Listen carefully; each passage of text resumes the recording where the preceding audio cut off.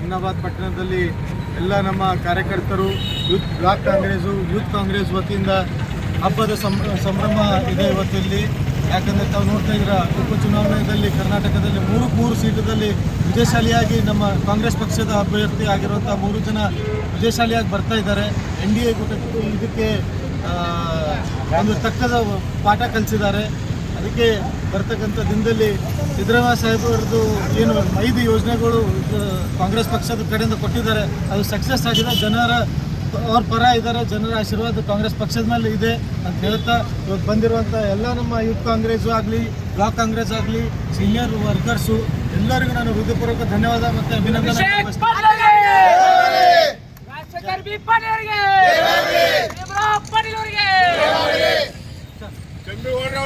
ಸಿದ್ದರಾಮಯ್ಯ ವಿರುದ್ಧ ಆಗಲಿ ಮತ್ತೇನಪ್ಪ ಅಂದ್ರೆ ನಮ್ಮ ಪಕ್ಷದ ವಿರುದ್ಧ ಆಗಲಿ ಈಗೇನಪ್ಪ ಅಂದ್ರೆ ಜನತೆ ಏನಪ್ಪ ಅಂದ್ರೆ ಮತಗಳ ಮೂಲಕ ತಕ್ಕ ಉತ್ತರ ಕೊಟ್ಟಿದ್ದಾರೆ. ಮತ್ತೇನಪ್ಪ ಅಂದ್ರೆ ನಮ್ಮ ಗ್ಯಾರಂಟಿ ಯೋಜನೆ ಮನೆಗೆ ತಲುಪಿ ಏನಪ್ಪ ಅಂದ್ರೆ ಇವತ್ತು ಮಹಿಳೆಯರಾಗಿರ್ಬೋದು, ಪುರುಷ ಎಲ್ಲ ಸಮಾಜ ವರ್ಗದವರು ನಮಗೆ ಮತ ನೀಡಿ ಅತ್ಯಂತ ಪ್ರಚಂಡ ಬಹುಮತದಿಂದ ಗೆಲ್ಲಿಸಿ ಭಾರತೀಯ ಜನತಾ ಪಕ್ಷಕ್ಕೆ ಒಂದು ತಕ್ಕ ಉತ್ತರವನ್ನು ಕೊಟ್ಟಿದ್ದಾರೆ ಈ ಸಂದರ್ಭದಲ್ಲಿ ಹೇಳ್ತೇವೆ.